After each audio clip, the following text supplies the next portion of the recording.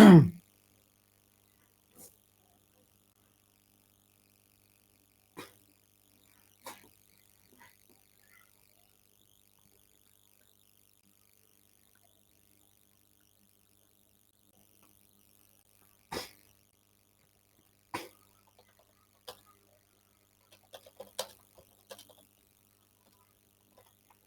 दोस्तों, a very good evening to all of you. Welcome back again to the live session. स्वागत है आप सभी का लाइव सेशन में। तो शुरू करते हैं आज का session without any delay. I hope मेरी आवाज़ आप सभी लोगों को आ रही होगी ठीक ठाक। ऑलराइट, शुरू करता हूँ आज का session. A very good evening, नमस्ते, सत श्री अकाल, अस्सलाम वालेकुम, God bless to all of you. ठीक है, तो देखिए हम अब तक काफ़ी कुछ देख चुके थे इसमें प्लांट फिजियोलॉजी में। मैंने एंथोसाइनिन पे स्टॉप किया था, इसी को यहाँ से मैं थोड़ा कंटिन्यू करता हूँ। ठीक है, हालांकि थोड़ा करवाया था वैसे मैंने ये, बट कोई नहीं, हम इसे यहाँ से कंटिन्यू करते हैं। एंथोसाइनिन्स के बारे में मैंने आपको बताया होगा कल भी। ये आपके कलर्ड फ्लेवोनॉइड्स होते हैं, दे आर कलर्ड फ्लेवोनॉइड्स। ये कलरफुल कंपाउंड होते हैं जो फ्लावर में या आपके फ्रूट्स वगैरह में मिलते हैं, जिसपे आपके पॉलिनेटर्स या फ्रूट डिस्पर्जर्स अट्रैक्ट होते हैं। ठीक है, एक सेकेंड। ओके, तो अट्रैक्ट करने के लिए एनिमल को ये आपके फ्लावर वगैरह में मिलेंगे, कलरफुल कलर देते हैं फ्लावर को ये। तो कौन कौन से कलर देते हैं? ऑलमोस्ट जो आपने कलर देखे ज्यादातर सारे कलर हैं आपके, रेड है, पिंक है, पर्पल है, ब्लू है, ठीक है, एंड सो ऑन। और कलर देने के पीछे इनका क्या रीजन है फ्लावर को या फ्रूट को? वो रीजन ये है ताकि ये अट्रैक्ट कर सके पॉलिनेटर्स को। ठीक है, या फिर फ्रूट जो सीड है उसको डिस्पर्स करने के लिए, तो सीड के डिस्पर्जल के लिए या पॉलिनेशन के लिए इनका अहम योगदान है। यहाँ पे दो टर्म आती हैं, एक को कहा जाता है एंथोसाइनिन, दूसरे को कहा जाता है एंथोसाइनिडीन। एंथोसाइनिन में शुगर अटैच होती है और वो अटैच होती है तीसरे नंबर पर, थर्ड पोजीशन पे, तीसरे नंबर के कार्बन पे अटैच होती है शुगर, जबकि एंथोसाइनिडीन पर शुगर अटैच नहीं होती। तो दोनों में फर्क है ये। यू कैन सी, ये आपका एंथोसाइनिडीन है, इसमें शुगर नहीं मिलेगी आपको, हाइड्रोक्सिल ग्रुप है। नीचे है एंथोसाइनिन, यहां पे शुगर अटैच है, ये रही। तो दोनों में फर्क याद रखना, तीसरी पोजीशन का फर्क है शुगर का। अभी मैंने आपको बताया जो एंथोसाइनिन है अलग अलग कलर देता है ये, तो ये मैंने आपको कल भी बताया होगा वैसे। Anthocyanidin, pelargonidin orange red colour, cyanidin purplish red colour, delphinidin bluish purple colour, peonidin rosy red, और पेट्यूनिडिन ये है आपका पर्पल। ठीक है, दिस इज द पर्पल। आगे चलते हैं। यू कैन सी हियर, ये है साइनिडिन जो रेड और पिंक कलर देगा। ये है पेलारगोनिडिन, रेड ऑरेंज ब्राइट कलर। ये है डेल्फिनिडिन, द ब्लू वायलेट कलर। तो एंथोसाइनिन अलग अलग तरह के कलर्स देते हैं फ्लावर को। अब बात करते हैं दूसरे केमिकल्स की, जिन्हें कहते हैं फ्लेवोन्स या फ्लेवोनॉल्स। देखिए, फ्लेवोन्स और फ्लेवोनॉल जो होते हैं ये भी एक तरह का कलर देते हैं, लेकिन ये ऐसा कलर देते हैं जो हमें दिखाई नहीं देता, क्योंकि इनकी जो वेवलेंथ है वो विजिबल से अलग है, विजिबल में नहीं है, वो अल्ट्रा वायलेट मान सकते हैं आप। ठीक है, तो इनकी जो वेवलेंथ है काफी शॉर्टर वेवलेंथ होती है, तो विजिबल में नहीं आती इनकी, इसीलिए जो ह्यूमन की आईज हैं वो इसको नहीं देख सकते। तो इनको कौन देख सकते हैं? दूसरे तरह के ऑर्गेनिज्म, जैसे कि फॉर एग्जांपल बीज। सो बीज आपके शॉर्टर वेवलेंथ में देख सकते हैं, अल्ट्रावायलेट के आसपास। तो बीज वगैरह, इंसेक्ट वगैरह, इनको देख पाते हैं, हम नहीं देख पाते। तो इसका रीजन क्या है, ऐसा क्यों है? ऐसा इसलिए ताकि फ्लावर जो है स्पेसिफिकली अट्रैक्ट कर पाए अपने पॉलिनेटर को, क्योंकि एक रिलेशनशिप होता है फ्लावर का और पॉलिनेटर का इवोल्यूशन में, वो पूरा बना रहे। ठीक है, तो कहीं दूर से भी अगर कोई इंसेक्ट देखता है या कोई बी देखती है, तो उसको पता लग जाए कि यस, जो मेरा फ्लावर है जिस पर मुझे जाना है वो वहां पर है। ठीक है, तो इसलिए ये सब होता है आपका अल्ट्रावायलेट रेंज में। आपका एब्जॉर्बेंस दिखाते हैं ये फ्लेवोन्स और फ्लेवोनॉल, याद रखना, फ्लेवोन्स एंड द फ्लेवोनॉल। इसका एक एग्जाम्पल है जो है ब्लू बुल आई, ठीक है, बुल आई। सो बुल आई का एक पैटर्न आता है, फ्लावर जो है उसमें ऐसा नजर आता है जैसे बुल की आई हो। और वो फ्लावर कौन है? उस फ्लावर का नाम है सुजैन। तो सुजैन नाम का फ्लावर है, ब्लैक आई सुजैन, ब्लैक आइड सुजैन नाम का फ्लावर है। इसके अंदर एक ब्लू आई का पैटर्न नजर आता है अल्ट्रा वायलेट में, जो कि विजिबल में नहीं नजर आता, जो हम नहीं देख सकते। ठीक है, अभी आपको दिखाता हूं मैं। ये देखिए आप, image A, image B. Image A आपकी नॉर्मल है, जिसे मानव की आंखें देख रही हैं, ह्यूमन आइज। इमेज बी है आपकी अल्ट्रावायलेट वाली, जिसमें आपको देख रहा है बीज, जिसमें बीज देख पा रही हैं, और इन्हें नजर आ रही है ये बुल्स आई। ठीक है, so this is called as the bull's eye. तो ये बुल्स आई का पैटर्न सिर्फ बीज देख पाते हैं। ठीक है, और ये फ्लावर है आपका ब्लैक आइड सुजैन। साइंटिफिक नेम है रुडबेकिया। रुडबेकिया की स्पीशीज में ऐसा होता है। तो ये जो आपने पैटर्न देखा अभी ब्लू आइज का, इसी तरह से और भी तरह तरह के पैटर्न होते हैं। तो इन सब पैटर्न को कहा जाता है nectar guides. They are called as the nectar guides.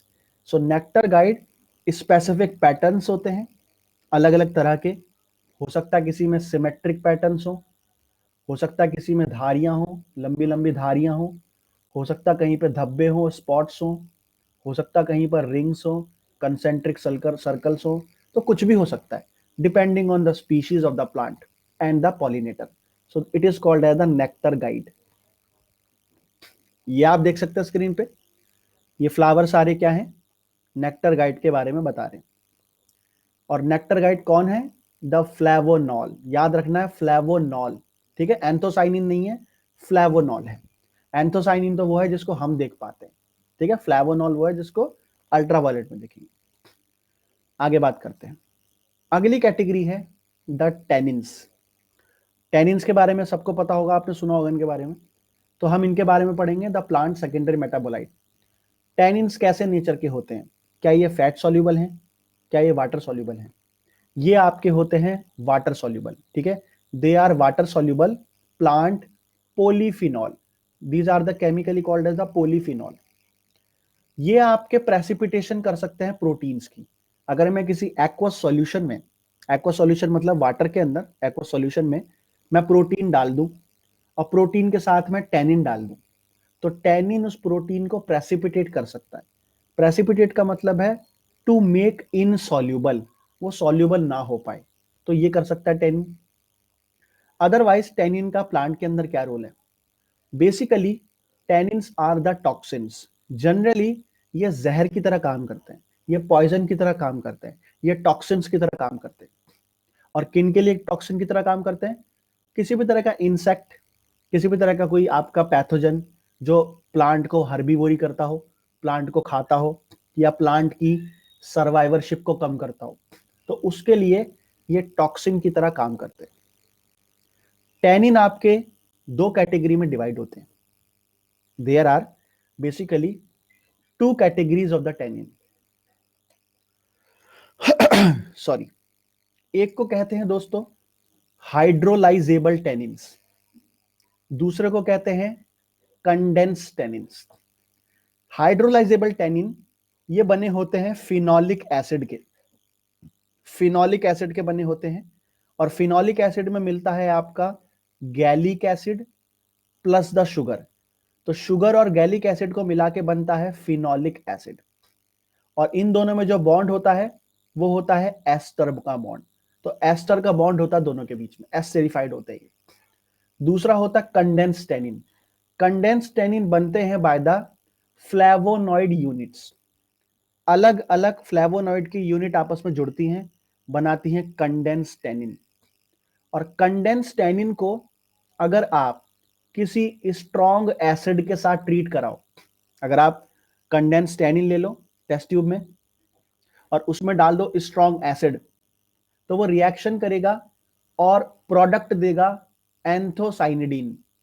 तो इसीलिए कंडेंस टेनिन को कहा जाता है, they are called as the proanthocyanidin. They are also called as the proanthocyanidin, क्योंकि एसिड के साथ ट्रीटमेंट करके ये एंथोसाइनिडीन को जन्म देते हैं। ये आपका स्ट्रक्चर है हाइड्रोलाइजेबल टैनिन का, सिर्फ समझाने के लिए है आपको, ये याद नहीं करना है आपको, ठीक है, बस दिखाने के लिए था आपको। This is the structure of condense tannin, ये कंडेंस टैनिन का आपका स्ट्रक्चर है, ठीक है जी। अब आते हैं आगे, अब बात करते हैं अगली कैटेगरी की, जो है एल्कालॉइड्स, ठीक है। एल्कालॉइड आपके again it is another category of plant secondary metabolites. तो इसके अंदर कौन कौन आते हैं? Cocaine, nicotine, caffeine, morphine, etcetera etcetera. मेरी आवाज आ रही है सभी को? पॉज वॉज तो नहीं हो गया कहीं? एक सेकंड, ऐसा लग रहा है कि पॉज हो गया। दिख रहा है ना सबको, समझ में आ रहा है ना सबको? ठीक है, okay, thank you so much. देखिए अब आगे चलते हैं, अब बात करते हैं अल्कालॉइड्स की। देखिए इनका नाम है अल्कालॉइड, इनका नाम अल्कालॉइड आया है ड्यू टू देयर नेचर। इनका नेचर है अल्कालाइन, ये बेसिक नेचर के होते हैं ज्यादातर। मैंने क्या कहा? ज्यादातर, not all, majority are alkaline, so they are called as the alkaloid, ठीक है। Alkaloid are the nitrogen containing compound, इनमें नाइट्रोजन मिलता है आपको, नाइट्रोजन कंटेनिंग है। दे आर हेटेरोजीनियस, हेटेरोजीनियस का मतलब है they are of different different kinds, अलग अलग तरह के ग्रुप केमिकल्स होते हैं इनमें, ये एक जैसे नहीं मिलते, ठीक है। अप्रोक्सीमेटली 15,000 से भी ज्यादा डिफरेंट तरह के अल्कालॉइड मिलते हैं। There are more than 15,000 alkaloid are found in approximately 20% of the vascular plant. Total plant family में 20% वस्कुलर प्लांट में 15,000 से भी ज्यादा अल्कालॉइड मिलते हैं। और मैंने तो आपको ये बता ही दिया है, they are alkaline in nature, hence called as the alkaloid. Cell के अंदर कहां पाए जाते हैं? क्योंकि इनका नेचर अल्कालाइन है, ये मिलते हैं साइटोसोल में, जहां पे पीएच होता है 7.2 के आसपास, या मिलते हैं वैक्यूल्स में, जहां पीएच होता है 5 से 6, ठीक है, यहां भी पाए जाते हैं आपके। क्योंकि मैंने बताया most of them are alkaline, not all. तो याद रखना कहां मिलते हैं? वैक्यूल और साइटोसोल में, दोनों जगह पाए जाते हैं। अब बात करते हैं ये बनते कैसे हैं। देखिए क्योंकि ये बहुत ज्यादा डाइवर्स हैं, तो अलग अलग केमिकल्स इनको बना सकते हैं। लाइसीन बना सकता है इनको, टायरोसिन बना सकता है इनको, ट्रिप्टोफैन बना सकता है इनको, ऑर्निथीन बना सकता है इनको, फिनाइल एलानीन बना सकता है इनको, हिस्टिडीन बना सकता है, एस्पार्टिक एसिड, मतलब ऑलमोस्ट एवरीथिंग इसे बना सकते हैं, ठीक है। लेकिन ज्यादातर ये कहां सिंथेसाइज होते हैं? ये मेजॉरिटी में सिंथेसाइज होते हैं साइटोसोल में। तो मेजॉरिटी में they are synthesize in the cytoplasm, that is the cytosol. और ये आपके वैक्यूल में नहीं बनते, they do not synthesize in the vacuole as well as the extracellular fluid, यानी साइटोसोल के बाहर। तो ना तो साइटोसोल के बाहर बनते, ना ये वैक्यूल्स के अंदर बनते, ये साइटोप्लाज्म में बनते। और साइटोप्लाज्म में बनने के बाद वैक्यूल्स में चले जाते हैं स्टोर होने के लिए, ठीक है। सो मेजर साइट इनकी क्या है? मेजर साइट इनकी स्टोरेज की वैक्यूल्स है। सिंथेसाइज नहीं होते वैक्यूल्स में, बट स्टोर हो जाते हैं वहां जाके, ठीक है। अब बात करते हैं आगे। अल्कालॉइड दो कैटेगरी में डिवाइड होते हैं, एक को कहते हैं नॉन हेट्रोसाइक्लिक या प्रोटो एल्कालॉइड, या एटिपिकल एल्कालॉइड, या biological amines. This is one category. Second category है द हेटेरोसाइक्लिक एल्कालॉइड या टिपिकल एल्कालॉइड। टिपिकल एल्कालॉइड में आते हैं pyrrole, tropane, quinoline, imidazole. Non heterocyclic में आते हैं ephedrine, colchicine, taxol, hordenine, erythromycin, ठीक है। इन सब के फंक्शन देख लीजिए, सीएसआईआर में कई बार होता है मैच द फॉलोइंग आ जाता है कि एक तरफ दे रखा है आपका पिगमेंट या कोई ड्रग, सामने उसका फंक्शन या उसका सोर्स। तो एक बार देख लेते हैं। देखिए यहां पे दी हुई है क्लास, यहां दिया है स्ट्रक्चर, स्ट्रक्चर पे ज्यादा ध्यान नहीं देना हमें।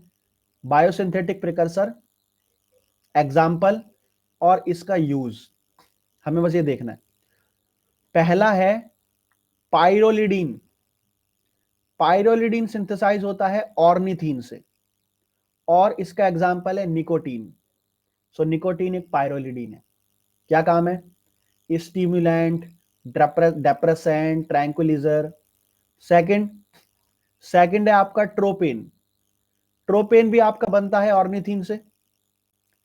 ये एग्जाम्पल है इसका एट्रोपाइन, ये एग्जाम में आ चुका है पहले भी। एट्रोपाइन क्या काम है? इंटेस्टिनल मरोड़, इंटेस्टिनल स्पैस्म, मतलब मरोड़ आ जाती है इंटेस्टाइन में। एंटीडोट की तरह काम करता है किसी पॉइजन में, या हमारी आंखों में प्यूपिल होता है उसे डायलेट करने में मदद करता है, यानी डॉक्टर्स वगैरह यूज करते हैं इसका। कोकेन, कोकेन भी आपका ट्रोपेन में आता है, ठीक है। तो आपका स्टिमुलेंट है, सेंट्रल नर्वस सिस्टम का, लोकल एनेस्थेटिक है, ठीक है। ट्रैंक्विलाइजर आपके देखिए एक तरह की मेडिसिन होती है ये, ठीक है। जैसे आपका पैरासीटामोल दी जाती है ना, इस तरह से ये मेडिसिन होती है जो आपका किसी पेन वगैरह के लिए मदद करती है, ठीक है। एक्चुअली में क्या है इसका एकदम मेन रोल जो है वो मुझे भी याद तो नहीं आ रहा, लेकिन हाँ इसका मेडिसिन में रोल है, ठीक है, पेन वगैरह को रिलीफ देने में। अगला है आपका पाइपेरिडीन। पाइपेरिडीन लाइसीन, ठीक है, लाइसीन से बनता है। कॉनिन, कॉनिन इसका एग्जाम्पल है, और ये पॉइजन है, ठीक है। ये पैरालाइज कर देता है मोटर न्यूरॉन को, मानी लकवा मार जाता है, आपने नाम सुना होगा पैरालिसिस, ठीक है, इससे संबंधित है ये। अगला है पाइरोलिजिडीन, ऑर्निथीन प्रिकर्सर है, एग्जाम्पल है इसका रेट्रोरसिन, इसके बारे में जानकारी नहीं दी है इन्होंने, ठीक है। सेकंड है क्विनोलिजिडीन, बनाया गया है लाइसीन से, एग्जाम्पल क्या है? ल्यूपिनिन, और ये हार्ट का जो रेट है उसे रिस्टोर करता है। किसी का हार्ट रेट अगर बिगड़ गया है उसे रिस्टोर करेगा, हार्ट की रिदम को मेंटेन करेगा। सेकंड है आपका आइसोक्विनोलिन, ये बनाया गया है टायरोसिन से, एग्जाम्पल है कोडीन, मॉर्फिन। कोडीन है आपका एनाल्जेसिक, पेन रिलीफ। तो जो ट्रैंक्विलाइजर है, ट्रैंक्विलाइजर एनाल्जेसिक, ये आपके ज्यादातर पेन वगैरह में दिए जाते हैं, ठीक है, ट्रीटमेंट ऑफ कफ, खांसी वगैरह में देने के लिए, ठीक है। अगला क्या है? मॉर्फिन, मॉर्फिन भी एनाल्जेसिक है।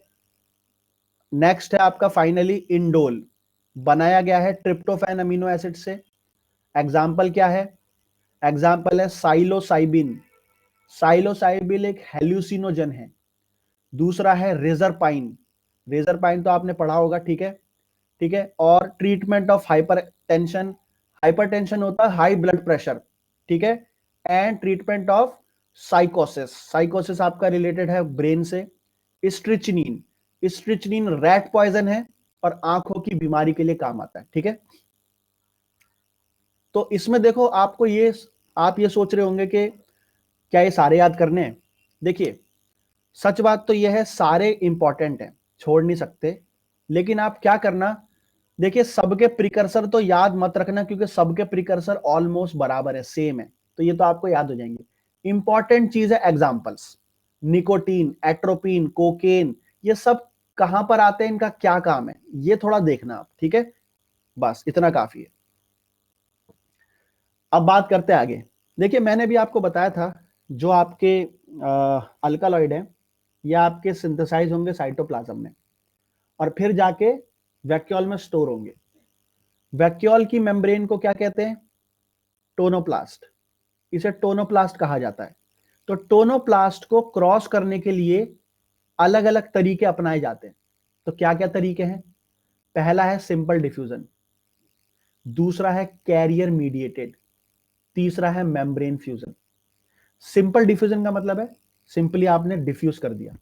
तो डिफ्यूज होने के लिए केमिकल को होना चाहिए hydrophilic, I am sorry hydrophobic, यानी लिपोफिलिक। तो उसे लिपोफिलिक होना चाहिए नेचर में। तो जो लिपोफिलिक एल्कालॉइड है वो करते हैं इस काम को, जैसे कि निकोटीन या कॉल्चिसिन। दूसरा है कैरियर के द्वारा, कैरियर के द्वारा वो जाएगा जिस पर चार्ज होगा, जो क्रॉस नहीं कर सकता मेम्ब्रेन को। तो उसका एग्जाम्पल है रेटिक्यूलिन, ल्यूपेनिन एंड हायोसाइमिन। तीसरा है बाय द वेसिकल्स, वेसिकल द्वारा, वेसिकल मीडिएटेड, कि वेसिकल के अंदर पैक होगा और फिर अंदर एंडोसाइटोसिस, तो यह है आपका बारबेरिन। क्लियर? तो तीनों तरह से अंदर जा सकता है वो अल्कलॉइड्स। अब बात करते हैं functions of the alkaloid. Alkaloid के बहुत सारे फंक्शन हैं, they are have very diverse roles, but one of the major role that is a defense. तो सेकेंडरी मेटाबोलाइट का one of the major role defense ही होता है। So chemical defense against the herbivory. देखिए, plant के पास immune system नहीं होता, बट प्लांट के पास इम्यून सिस्टम जैसे कुछ दूसरे तरीके होते हैं जो बिल्कुल ऐसे काम करते हैं जैसे इम्यून सिस्टम काम करता है। जैसे फॉर एग्जांपल, हमारे इम्यून सिस्टम में क्या होता है, अंदर कोई एंटीजन आता है तो वो आपका एक्टिवेट करता है इम्यून सिस्टम को, जिससे आपके बी सेल्स एक्टिवेट होते हैं, डिफरेंशिएट होते हैं, बनाते हैं plasma cell and the memory cells. वो मेमोरी सेल सालों तक रहता है, 20-20, 40-40 सालों तक, पूरी जिंदगी तक बॉडी में, और हमें फर्दर प्रोटेक्शन से बचाता है। तो क्या आपको नहीं लगता कि प्लांट के पास अगर पहली बार कोई पैथोजन आता है तो क्या प्लांट नहीं चाहेगा कि लंबे समय तक उस सेम पैथोजन से वो बचाए रखे आपको? क्या लगता है, यस और नो? चाहेगा, बिल्कुल चाहेगा। क्यों नहीं चाहेगा वो? ठीक है। तो प्लांट के पास ऐसे मैकेनिज्म होते हैं, प्लांट्स के पास ऐसे मैकेनिज्म होते हैं जिससे वो इस काम को करता है। इसे मैं आपको पढ़ाऊंगा आने वाली कुछ क्लासेस के अंदर, द प्लांट पैथोजन इंटरेक्शंस में। तो वो कौन से केमिकल से कैसे काम होता है सब बताएंगे वहां, ठीक है। तो chemical defense against the herbivory, anti microbial defence, या अलीलोपैथी। अलीलोपैथी एक इंटरेक्शन होता है जिसमें एक प्लांट दूसरे प्लांट की ग्रोथ को रिटार्ड करता है, कंपटीशन होता है दो प्लांट्स में। अब आते हैं अगली कैटेगरी में, जो है ग्लाइकोसाइड्स। ये अलग एक कैटेगरी है आपकी, ठीक है। तो ग्लाइकोसाइड्स क्या होते हैं? ग्लाइकोसाइड्स एक ऐसा मॉलिक्यूल होता है जिसमें एक तरफ तो होती है शुगर, दूसरी तरफ होता है नॉन शुगर, यानी शुगर से अलावा कुछ और। तो शुगर को यहां पे कह देते हैं ग्लाइकॉन, शुगर को यहां कह देते हैं ग्लाइकॉन, और जो शुगर नहीं होता उसे कह देते हैं ए ग्लाइकॉन, ठीक है। तो ग्लाइकॉन में आ जाता है sugar, that is the glucose, और ए ग्लाइकॉन में आ जाते हैं other chemicals like terpenes, steroid, flavonoid, phenolic, etcetera etcetera. और दोनों आपस में जुड़े होते हैं बाय द ग्लाइकोसाइडिक बॉन्ड या ग्लाइकोसिडिक बॉन्ड, इन्हें कहते हैं ग्लाइकोसाइड्स। ग्लाइकोसाइड्स वैसे हजारों तरह के हैं, लेकिन कुछ इंपॉर्टेंट एग्जांपल्स देखेंगे हम, जिसमें से एक है सैपोनिन, इसके बारे में मैंने पहले ही बताया था आपको, सोप लाइक प्रॉपर्टी होती है उसमें। दूसरा है द कार्डियक ग्लाइकोसाइड, नाम से पता चल रहा है कार्डियक, यानी ये हार्ट वगैरह पे काम करता है। और तीसरा है साइनोजेनिक ग्लाइकोसाइड्स, ठीक है। बात करते हैं कार्डियक ग्लाइकोसाइड्स की। तो जैसे मैंने बताया कि ग्लाइकोसाइड में दो चीजें मिलेंगी, एक मिलेगा शुगर, दूसरा मिलेगा नॉन शुगर। तो यहां शुगर होगी आपकी बिल्कुल, और नॉन शुगर में होगा स्टीरॉइड, ठीक है। स्टीरॉइड मिलता है कार्डियक ग्लाइकोसाइड्स में। What is the example? One of the famous example है डाइगॉक्सिन। डाइगॉक्सिन, डाइगॉक्सिन एक केमिकल है, एक ड्रग है जो इनहिबिट करता है सोडियम पोटेशियम पंप को। सोडियम पोटेशियम पंप के बारे में आपको पता होगा, ये 3 सोडियम को बाहर फेंकता है और 2 पोटेशियम को अंदर लाता है सेल में, ये करता है इस काम को। तो अगर आप पोटेशियम, सोडियम पोटेशियम पंप को रोक दोगे तो इंट्रासेल्यूलर सोडियम आयन की कंसंट्रेशन बढ़ने लगी, ठीक है। तो ये आपका इनिबिट करता है पंप को, कार्डियक ग्लाइकोसाइड्स बोलते हैं, हार्ट पे अफेक्ट करते हैं, ठीक है। तो हर्बीवोरी जो होती है उससे बचाने के लिए प्लांट इसे बनाता है। फॉर एग्जाम्पल कोई गोट वगैरह है, कोई गोट है, कोई ऐसी गोट है जिसे प्लांट नहीं चाहता उसे खाए वो, तो प्लांट बनाएगा इन्हें, गोट के हार्ट पे काम करेगी और उसको रोक देगी। हो सकता है हार्ट अटैक आए, मायोकार्डियल इंफार्क्शन आ जाए, ठीक है, कुछ भी हो सकता है। तो कार्डियक ग्लाइकोसाइड्स थे, ठीक है। ये इनका स्ट्रक्चर है कार्डियक ग्लाइकोसाइड का। इनमें एक स्टीरॉइड का न्यूक्लियस होता है, this is called as the steroid nucleus, जो ये ब्रोकन लाइंस के अंदर है। इसके अलावा शुगर अटैच होती है, और कहीं कहीं आपको लैक्टोन की मोइटी भी मिलेगी, लैक्टोन नाम का केमिकल भी अटैच मिलेगा। This thing is important, exam के अंदर टेबल्स आ जाते हैं, ठीक है, टेबल्स वगैरह आते हैं। अनीत देखिए, इसके बारे में डिटेल में मैं आपको पढ़ाऊंगा सेल बायो में या फिजियोलॉजी में, इसमें और बहुत चीजें आती हैं, ठीक है। तो ये यहाँ पे हम ले नहीं पाएंगे क्योंकि लंबा टॉपिक है ये। एक सेकंड, मैं आपकी पोजीशन बदलता हूँ। देखो, आपके कुछ कार्डियक ग्लाइकोसाइड यहाँ पे दिखाए हैं, तो इनको आप याद कर लेना, अगर सारे तो नहीं, कम से कम डाइगॉक्सिन तो याद कर ही लेना। तो ये सोर्स क्या है, सोर्स प्लांट वगैरह की दी हुई है। पहला है डिजिटैलिस, डिजिटैलिस परप्यूरिया। ऐसे क्वेश्चन गेट में बहुत आते हैं, गेट में बहुत मिलेंगे आपको ऐसे। तो डिजिटैलिस परप्यूरिया बनाता है डिजिटॉक्सिन, गिटॉक्सिन एंड द गिटैलिन। अगला है डिजिटैलिस लैनेटा, ये बनाता है डिजिटॉक्सिन, गिटॉक्सिन एंड द डाइगॉक्सिन, ठीक है। नेक्स्ट है स्ट्रोफेंथस ग्रेटस, ये बनाता है स्ट्रोफेंथिन जी। नेक्स्ट अर्जीनिया मैरिटिमा, ये बनाता है प्रोसिलैरिडिन ए। देन थेवेटिया नेरिफोलिया, ये बनाता है थेवेटिन नाम का कार्डियक ग्लाइकोसाइड। देन कॉनवेलेरिया मैजेलिस, यह है आपका कॉनवेलेटॉक्सिन। देन है ब्यूफो वेलगेरिस, ये बनाता है ब्यूफोटॉक्सिन, ठीक है। अब आते हैं आगे, एक सेकेंड, ओके। नेक्स्ट कैटेगरी है साइनोजेनिक ग्लाइकोसाइड्स। साइनोजेनिक, तो साइनोजेनिक मतलब द साइनाइड ग्रुप, तो इसमें साइनाइड ग्रुप अटैच होता है, दैट इज द CN। तो आपने साइनाइड गैस के बारे में सुना होगा, बहुत ज्यादा पॉइजनस गैस होती है जो, ठीक है। तो इसमें शुगर है और साइनाइड ग्रुप है। ये आपका बनता कैसे है, ये आपका बनता है ज्यादातर द एल अमीनो एसिड से। एल अमीनो एसिड्स इनको सिंथेसाइज करते हैं, ठीक है, मोस्ट ऑफ द टाइम। कौन कौन से हैं, phenyl alanine, tyrosine, valine, isoleucine, ठीक है। और ये जो साइनोजेनिक ग्लाइकोसाइड्स हैं, क्योंकि ये डिफेंस में इनका रोल है, तो ये कैसे काम करते हैं, तो अगर कोई इसको इंजेस्ट करता है तो ये अंदर जाके टूट जाते हैं और टूट के निकालते हैं बाहर one of the well known poisonous gas, that is the HCN, hydrogen cyanide, जो माइटोकॉन्ड्रिया को जाके अफेक्ट करती है, ठीक है, और रेस्पिरेशन को रोकती है, ठीक है। तो इनका प्रोटेक्टिव फंक्शन है प्लांट में, यही इसका फंक्शन है। तो ये किसको रोकती है माइटोकॉन्ड्रिया में, सो माइटोकॉन्ड्रिया में आपने पढ़ा होगा बायो एनर्जेटिक्स के अंदर cytochrome oxidase, cytochrome oxidase the iron containing protein, it is a metalloprotein, metal containing protein है ये, इसको इनहिबिट करती है ये। So it is the key enzyme for the mitochondrial respiration. तो याद रखिएगा, ये एग्जाम का सवाल बन सकता है, ओके। तो आप देख सकते हैं कैसे ब्रेक होता है ये ब्रेक होने की रिएक्शन है इसकी। सबसे पहले साइनोजेनिक ग्लाइकोसाइड है जिसमें आपका शुगर अटैच है और CN है यहाँ पे। सबसे पहले एंजाइम आता है ग्लाइकोसिडेज, जो शुगर को हटाएगा। शुगर हटाने के बाद ये बन जाएगा साइनोहाइड्रिन। फिर आएगा एंजाइम हाइड्रोक्सी नाइट्राइल लाइएज या स्पॉन्टेनियस, अपने आप भी टूट सकता है। तो टूटेगा तो क्या बनाएगा, कीटोन और हाइड्रोजन साइनाइड, जो आगे चल के अपना काम करेगी। चलिए, सेकेंडरी मेटाबोलाइट खत्म हो गया, पढ़ लिया हमने बहुत। अब बात करते हैं दोबारा प्लांट्स की। देखिए, प्लांट्स के अंदर ट्रांसलोकेशन होता है।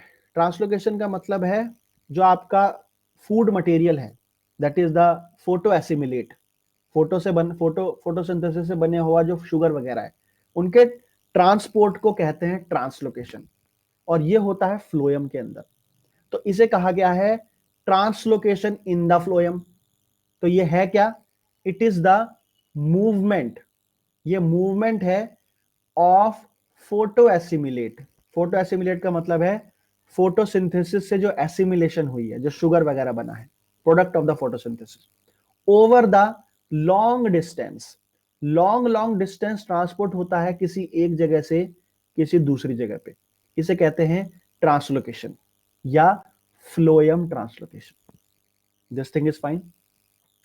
तो जो आपका फोटो एसिमिलेट ट्रांसपोर्ट होता है वो कहां से कहां होता है, वो एक जगह से शुरू होगा, जिसे बोलेंगे सोर्स, सोर्स का मतलब है जहां वो बना है, और जहां वो जाएगा उसे बोलेंगे सिंक, यानी जहां जरूरत है। तो सोर्स एक ऐसी जगह है जहां पे खाना जरूरत से ज्यादा बना है। एक तो खुद की जरूरत होती है कि हाँ भी मैंने अपने लिए बनाया, बहुत ज्यादा बन गया, मुझे नहीं चाहिए अब, तो मैं किसी और को दे रहा हूं। तो जिसको मैं दे रहा हूं उसके पास जरूरत है, उसके पास नहीं है, तो वो सिंक है। ठीक है, तो इस तरह से ट्रांसपोर्ट होता है, the site of synthesis to the site of storage and the growth.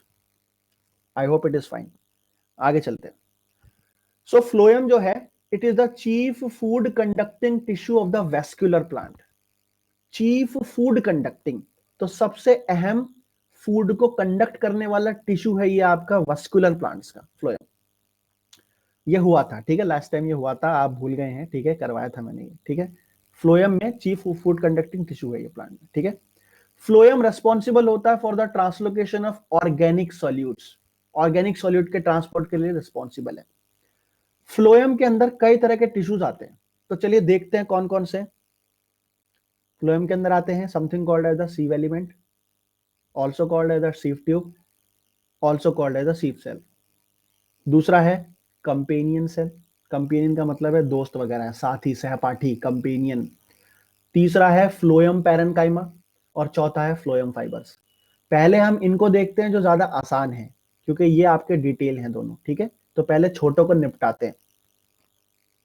छोटों में है आपका पहला फ्लोएम का फाइबर। फाइबर जैसे हम वर्ड सुनते हैं तो हमारे दिमाग में आ जाता है कोई लंबे लंबे से रेशे होंगे, कुछ होंगे, तो ये वही है, ठीक है। So they are elongated, they are long, they are pointed, long thin pointed needle like cells, तो फ्लोएम फाइबर बोलते हैं, ठीक है। सेल वॉल थिक, ठीक है, इनकी सेल वॉल थिक होती है, मोटी सेल वॉल होती है, और ये एब्सेंट होते हैं प्राइमरी फ्लोएम्स में और प्रेजेंट होते हैं सेकेंडरी फ्लोएम्स में। ये प्राइमरी सेकेंडरी आपका ये ग्रोथ के आधार पर मिलता है, कि प्राइमरी ग्रोथ होती है तो लंबाई में होती है, सेकेंडरी ग्रोथ होती है तो चौड़ाई में होती है, ठीक है। इसके बारे में कभी बात करेंगे जब हम एनाटॉमी पढ़ेंगे, क्योंकि सीएसआईआर में जहां तक मैं जानता हूं इतनी ज्यादा एनाटॉमी नहीं आती, तो कभी देखना होगा तो देखेंगे, ठीक है। फ्लोएम फाइबर्स देते हैं मैकेनिकल सपोर्ट। मैकेनिकल सपोर्ट मतलब किसी को पकड़ के आपने टाइट पकड़ रखा, हिले डुले ना, ठीक है, mechanical. They are also called as the bast fibres, तो इन्हें बास्ट फाइबर्स बोला जाता है। So this is the image phloem fibres की, यू कैन सी हियर, ठीक है, सिंपल फाइबर एकदम, ये ज्यादा कुछ नहीं है इसमें। अगली कैटेगरी है the phloem parenchyma. Phloem parenchyma भी आपके सेल्स लॉन्ग होते हैं, they are long, but they are cylindrical, long long cylindrical cells होते हैं, and they are connected to each other by the plasmodesmata. Plasmodesmata के द्वारा एक दूसरे से कनेक्टेड रहते हैं, और इनका क्या काम है, ये फूड मटेरियल को स्टोर करते हैं in the form of starch and the fat, starch और फैट के रूप में स्टोर का काम करते हैं ये। तो यू कैन सी यहाँ पे दिखा रखा है, this is the phloem parenchyma, ये रहा। तो सबसे बाहर की तरफ लगा हुआ ये रहा, ठीक है, फ्लोएम पैरेनकाइमा।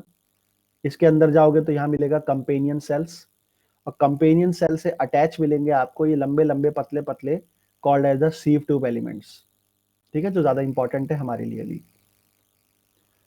तो चलिए इनका नाम अगर ले ही लिया है तो इनके बारे में देखते हैं। द सीव एलिमेंट्स, सीव सेल्स या सीव ट्यूब सेल्स या एलिमेंट्स। तो सबसे पहला पॉइंट इनके बारे में तो ये है, ये आपके लॉन्ग होते हैं, लंबे होते हैं, और ये ट्यूब के जैसे होते हैं, ठीक है, इस तरह से लंबे लंबे ट्यूब के जैसे नजर आते हैं, ठीक है, लॉन्ग एंड ट्यूब लाइक। ये जुड़े हुए होते हैं एक और सेल से जिसे कहते हैं कंपेनियन सेल। तो ये हमेशा एक कंपेनियन सेल से जुड़ा मिलेगा, हमेशा, ठीक है, 99%। तो कंपेनियन सेल के साथ अटैच मिलेगा। इनकी जो दीवारें होती हैं, दीवारें मतलब इनकी जो साइड्स होती हैं, और या इनका जो टॉप होता है, टॉप और बॉटम या दीवारें, इनमें छोटे छोटे से छेद होते हैं जिसे कहते हैं परफोरेशंस, और सिंपल भाषा में, हमारी भाषा में कहते हैं सीव प्लेट्स। तो इनके पास होती हैं सीव प्लेट। सीव का मतलब है कोई एक ऐसी वस्तु जिसमें छेद हैं छोटे छोटे से, और प्लेट का मतलब है द सरफेस। सीव प्लेट्स होते हैं इनके टॉप पे और बॉटम पे, साथ साथ इनकी दीवारों में भी होते हैं छोटे छोटे। इनका क्या काम होता है, पानी को लेके जाना इधर से उधर, ठीक है, वाटर का, और साथ साथ आपका फूड का कंडक्शन। तो आपके cells through which photo assimilate move throughout the plant, तो ये वो सेल्स है जिनके बीच में आपका फोटो एसिमुलेट मूव करता है। तो यहां पे आप देख सकते हैं, this is the typical सीव tube element, this is the सीव plate, you can सी छोटे छोटे से पोर्स हैं इसमें, ऊपर और नीचे दोनों तरफ है, और ये एक के ऊपर एक रखे रहते हैं, पूरा कॉलम बनाते हैं लंबा सा, और ये आपको साइड में है, ठीक है, लेटरल सीव एरिया। अब आगे बात करते हैं। देखिए, जो सीव एलिमेंट है ये एक सेल है। सेल जब पैदा होता है तो पहले वो अपनी शुरुआती स्टेजेस पर होता है, उसके बाद धीरे धीरे मैच्योर होता है। तो इसके साथ भी ऐसा ही होता है, जब ये पैदा होगा तो यंग होगा, धीरे धीरे करके मैच्योर होगा। तो जब आपका ये मैच्योर होता है, जब आपका ये एडल्ट बन जाता है, सेल के काम करने के लिए तैयार है, तो ये कुछ ऐसे ऑर्गेनल होते हैं जिनको ये खो देता है, जो मर जाते हैं, ठीक है। तो वो कौन कौन से हैं, वो है न्यूक्लियस, न्यूक्लियस चला जाएगा मैच्योरिटी पर। वो है द टोनोप्लास्ट, वैक्यूल की मेम्ब्रेन चली जाएगी। गोल्जी बॉडीज चला जाएगा। राइबोसोम्स चले जाएंगे। माइक्रोट्यूब्यूल्स चले जाएंगे। माइक्रोफिलामेंट्स ये भी आपके चले जाएंगे, ठीक है। तो ये सारे वो लोग हैं जो साथ छोड़ देते हैं, मैच्योरिटी पे ब्रेक डाउन हो जाता है। सवाल ये उठता है, कौन है जो रह जाता है फिर, ठीक है, कौन बच जाता है। हाँ, ऑलमोस्ट डेड मान सकते हो आप इन्हें, बिल्कुल। काम की चीजें तो जा चुकी है ना, ठीक है, काम की चीजें तो गई, लेकिन हाँ आप इसे कह सकते हो ऑलमोस्ट डेड, यस। इनके अंदर ये जाता क्यों है, इसलिए जाता है ताकि ये कंडक्शन कर पाए, अंदर जगह होगी जब भी तो जा पाएगा कुछ निकल के वहां से, ठीक है। तो इनका काम कंडक्शन का रह जाता है मेनली। तो इसमें ऐसा क्या होता है जो रह जाता है, जो काम का है इनके, वो होता है कुछ मॉडिफाइड माइटोकॉन्ड्रिया, कुछ मॉडिफिकेशन हो जाती है माइटोकॉन्ड्रिया में, वो रहता है the functional plasma membrane, plasma membrane रहती है, काम करती है जो। द प्लास्टिड्स, क्लोरोप्लास्ट वगैरह रह जाते हैं। SER the smooth endoplasmic reticulum, ये सारे यहां पे इसके रिटेन कर जाएंगे। इसके अलावा एक और प्रोटीन मिलता है इनके अंदर जिसे कहते हैं पी प्रोटीन, ठीक है। तो ये पी प्रोटीन भी आपका सीव ट्यूब एलिमेंट में मिलता है, और बहुत ज्यादा मिलता है in the case of angiosperm. So in the sieve tube element of the angiosperm they are also rich in a kind of protein called as the P protein. अब इस पी प्रोटीन का क्या काम है, देखो, अब आप सपोज करो, जैसे कि हम, आपने पढ़ा होगा एनिमल फिजियोलॉजी में, कि भाई अगर मेरे को अगर हल्का सा कट लग गया, यहाँ पे ब्लेड से कट गया, तो ब्लेड से कटने के बाद यहाँ पे रिएक्शन शुरू हो जाती है क्लॉटिंग की, जहाँ पे क्लॉटिंग फैक्टर्स आते हैं, जिसमें से एक आता है फिब्रिनोजन, और फिब्रिनोजन एक्टिवेट होता है, कन्वर्ट होता है इनटू द फिब्रिन, और फिब्रिन क्या करता है, एक मैश लाइक फ्रेमवर्क बना देता है चारों तरफ, जिससे आपका क्लॉटिंग स्टार्ट हो जाती है, और इनमें आपके डेड सेल्स ये वो सब ट्रैप हो जाते हैं, करेक्ट है। पी प्रोटीन भी आप समझो ये फिब्रिन की तरह है, फिब्रिन की तरह है। मतलब अगर सीव ट्यूब एलिमेंट में कोई चोट लगती है, कोई ब्रेकेज आता है, कोई कट लगता है, तो उसको भरने के लिए ये काम आते हैं। क्लियर, आगे बताएंगे। और अब देखो, दिस इज द स्ट्रक्चर, आपको थोड़ा जूम करके दिखा देते हैं ताकि आपको समझ में आए। ये तो हमने दिखाई दिया है आपको, तो इसको भी हम यहां जूम किया है, यू कैन सी हियर। ये रहे पी प्रोटीन्स। पी प्रोटीन अलग अलग स्पीशीज में अलग अलग तरह के होते हैं, कहीं पे फाइबर लाइक होते हैं, कहीं पे सर्कुलर होते हैं, अलग अलग तरह की शेप होती है इनकी, ठीक है।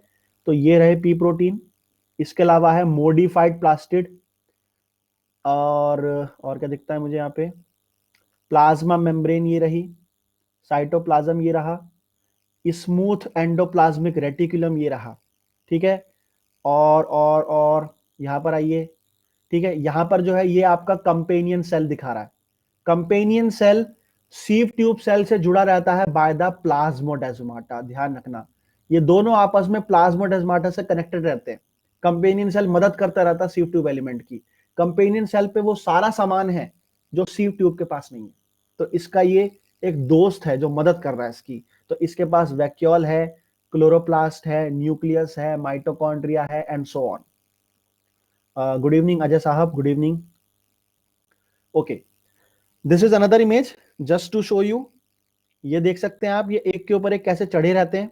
सी प्लेट ये रही, ये एक आपका सीव एलिमेंट है, ये दूसरा सीव एलिमेंट है, और इसके इर्द गिर्द आपको मिलेंगे कंपेनियन सेल। ये रहे जी कंपेनियन सेल, ठीक है जी। चलिए ओके, अब बात करते हैं पी प्रोटीन की, जो मैं बता रहा था आपको डैमेज वगैरह सील करते हैं। ये डैमेज को सील करते हैं, भर देते हैं डैमेज को। तो चलिए शुरू करते हैं, ये काम होता कैसे। तो treatment of the damage sieve element. Sieve tube जो है उसके अंदर कंडक्शन होता है। कंडक्शन का मतलब है अंदर कोई केमिकल है जो ट्रांसफर हो रहा है। तो उस केमिकल की वजह से हमेशा एक प्रेशर बना रहता है अंदर, जिसे कहते हैं टर्गर प्रेशर, जो आपका ऐसे बाहर की तरफ लगता है। तो हमेशा हाई टर्गर प्रेशर मिलता है सीव ट्यूब में internally.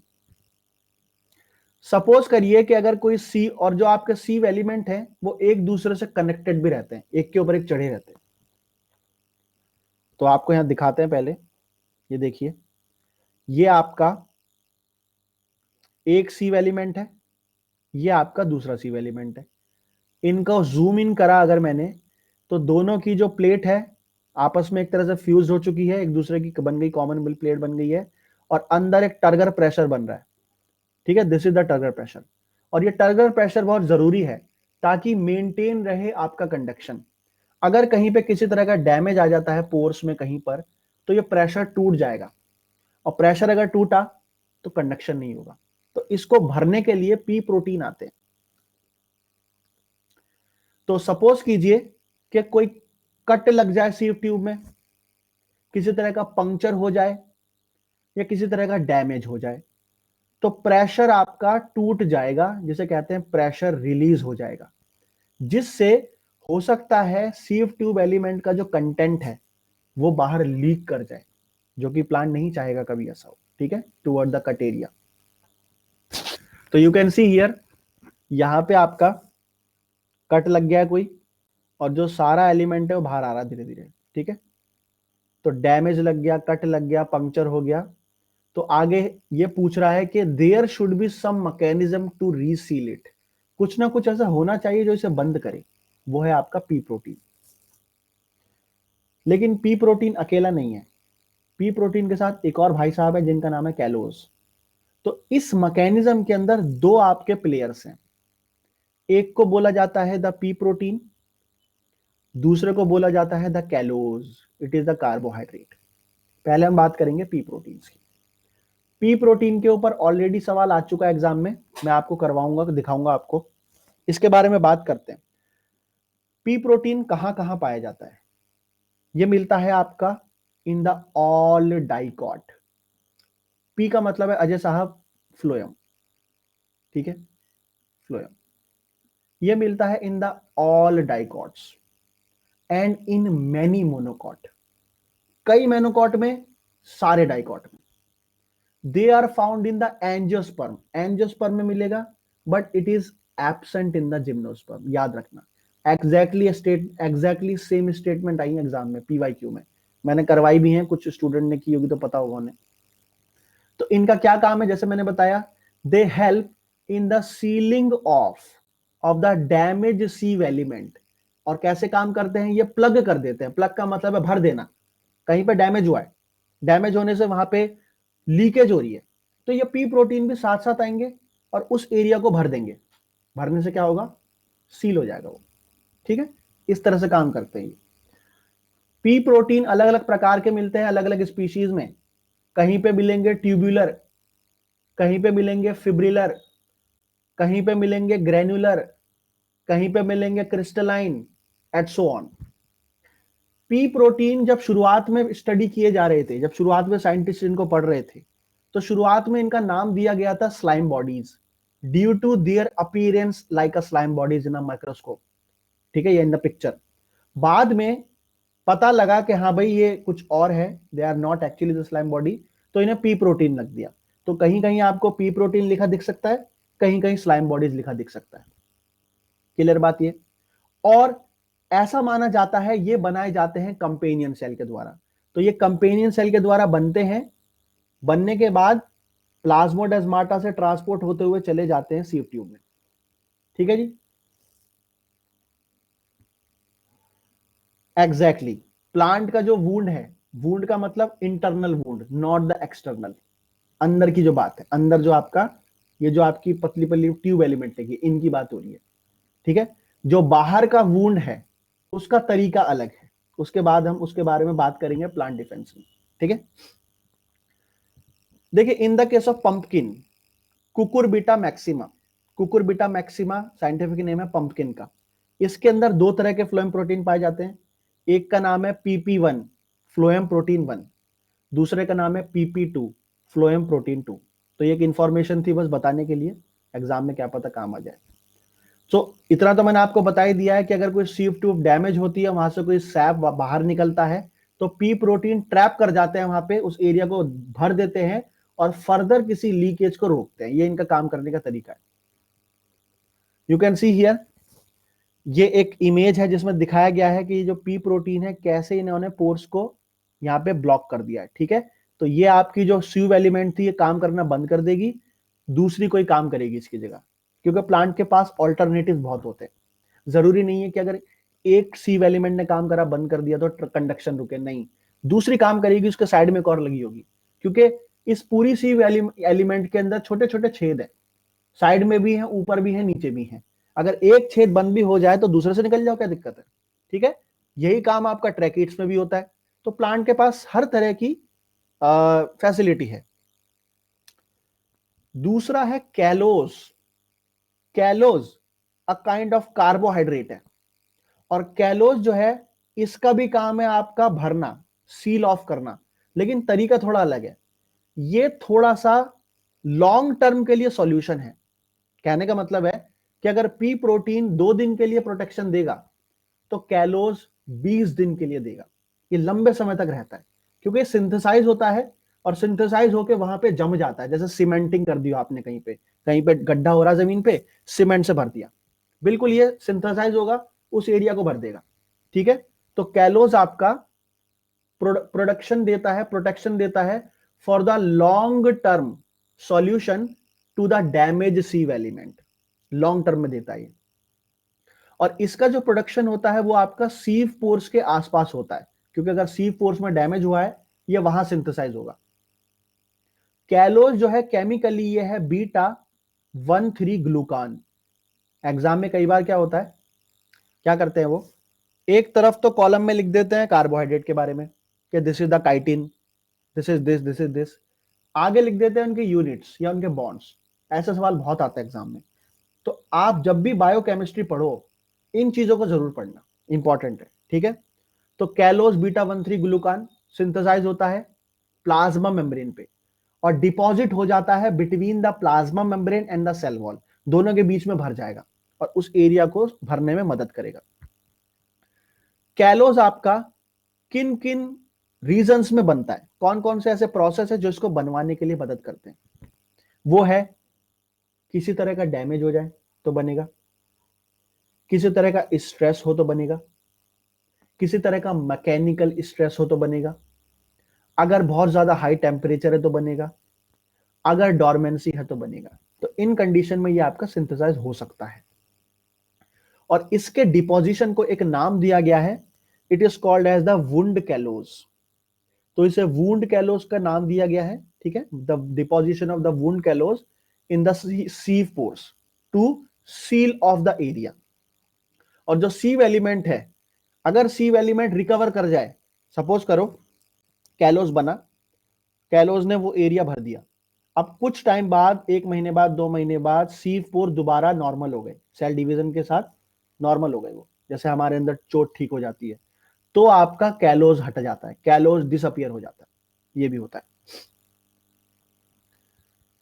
Okay, so this is the final image अब तक की, जिसमें दोनों दिखाए जा रहे हैं आपको, पी प्रोटीन और कैलोज। ठीक है, तो ये देखिए यहाँ पे स्लाइम बॉडीज नजर आ रहा है आपको, ये पी प्रोटीन दिखाए जा रहे हैं कैसे भर दिया इन्होंने इस एरिया को, पूरे के पूरे ब्लॉक कर दिया है, ठीक है। और नीचे है आपका callose, the wound callose, β13 glucan, जो सिंथेसाइज होता है प्लाज्मा मेम्ब्रेन में for the long term solution. तो callose is the long term solution, P protein is the short term solution. अब आई होप समझ में आ गया होगा आपको। अब बात करेंगे दोस्तों अबाउट द कंपेनियन सेल्स, इनके बारे में बात करेंगे। कंपेनियन सेल्स आपके हमेशा मिलते हैं अटैच हुए हुए सीव एलिमेंट से। कोई हो सकता है कोई रेयर ही ऐसा कोई एग्जांपल है जिसमें ना मिले, एक्सेप्शन हो सकता है, अदरवाइज सबके साथ मिलते हैं ये। So they are closely associated with the sieve tube element, ठीक है, क्लोजली एसोसिएटेड मिलते हैं। इनका क्या काम है? इनका काम है ट्रांसपोर्टेशन में। जो आपका फोटो एसिमिलेट बनता है, बनने के बाद वो अल्टीमेटली सीव एलिमेंट में आता है, तो इनका काम है सीव एलिमेंट में फोटो एसिमिलेट को पहुंचाना, ठीक है। So they play a role in the transportation of the photosynthetic product from the producing cells. Producing cells का मतलब है bundle sheath cells, mesophyll cells, जहां पे ये काम हो रहा है। तो फूड वहां बना, बनने के बाद ट्रांसपोर्ट होगा टू द सीव एलिमेंट और होता हुआ जाएगा बाय द कंपेनियन सेल, ठीक है। इसके अलावा इनके और भी काम है, like maintaining the pressure gradient in the sieve tube. तो सीव ट्यूब में जो टर्गर प्रेशर बन रहा है उसको भी मेंटेन करेगा ये, तो बना रहे वो। ओके, ये तो मैं आपको बता ही चुका हूं कि सीव एलिमेंट कनेक्टेड है to the companion cell by the plasmodesmata. ये इंपॉर्टेंट है, याद रखना है। कंपेनियन सेल्स को कई किताबों में बोला गया है they are called as the nurse cells, क्योंकि ये अ काइंड ऑफ नरिशमेंट देते हैं सीव एलिमेंट्स को, तो इन्हें नर्व सेल्स भी कहा जाता है। In the case of gymnosperms, gymnosperm में कंपेनियन सेल्स को बोला जाता है द एल्बुमिनस सेल्स। तो एंजियोस्पर्म में बोला जाता है कंपेनियन सेल्स और जिम्नोस्पर्म में बोला जाता है एल्बुमिनस सेल, है दोनों सेम चीज, ठीक है। आगे चलते हैं। Companion cells are of three types, ये तीन तरह के होते हैं। एक को कहते हैं द ऑर्डिनरी कंपेनियन सेल, साधारण। दूसरे को कहते हैं ट्रांसफर सेल। तीसरे को कहते हैं इंटरमीडिएरी सेल। हम तीनों को देखते हैं डिटेल में। सबसे पहले बात करते हैं ऑर्डिनरी कंपेनियन सेल। एक एक करके पॉइंट बताता हूं, ध्यान से सुनना, फिर फिगर दिखाता हूं। इनकी जो दीवारें होती हैं, सेल है, जैसे फॉर एग्जांपल सेल की वॉल है, इंटरनल वॉल, ये होती है स्मूथ। स्मूथ का मतलब है बिल्कुल प्लेन है, यहां पे कोई इनफोल्डिंग्स नहीं है, यहां पे कोई इनवेजिनेशन या इवेजिनेशन नहीं है, स्मूथ वॉल्स है, ठीक है। So they have a smooth inner cell walls, inner cell wall, ठीक है। इनके पास वेल डेवलप्ड क्लोरोप्लास्ट होते हैं विद द थाइलाकॉइड। इन पे वेल डेवलप्ड क्लोरोप्लास्ट, थाइलाकॉइड भी लेगा। बट इनके अंदर प्लाज्मोडेस्माटा नहीं होता, बहुत ही कम प्लाज्मोडेस्माटा होता है, ठीक है। तो बहुत ही कम प्लाज्मोडेस्माटा मिलेगा, मिलेगा तो सीव एलिमेंट के साथ मिलेगा, अदरवाइज वैसे नहीं मिलेगा, ठीक है। जिम्नोस्पर्म में उन्हें कहा जाता है एल्बुमिनस सेल, ठीक है। जिम्नोस्पर्म में उन्हें एल्बुमिनस सेल बोलते हैं कंपेनियन सेल्स को, और एंजियोस्पर्म में बोलते हैं कंपेनियन सेल्स, ठीक है। अगर आपका प्लाज्मोडेस्माटा मिलेगा तो वो मिलेगा आपका सीव एलिमेंट से अटैच, ठीक है, अदरवाइज जो दूसरे सेल होंगे उनमें नहीं होगा। तो अब एक बात बताओ आप मुझे कि फॉर एग्जांपल ये एक सेल है, this is the mesophyll cell, ये दूसरा सेल है, ये है आपका अभी जो हमने देखा था, ठीक है, कंपेनियन सेल, और इसके साथ आपका क्या है, सीव एलिमेंट अटैच है। और यहां से आपको जाना है लेकर किसी भी फोटो एसिमिलेट को, तो कौन सा तरीका होगा आपका? सिम्प्लास्ट होना चाहिए या एपोप्लास्ट होना चाहिए, कौन सा लगता है बताइए?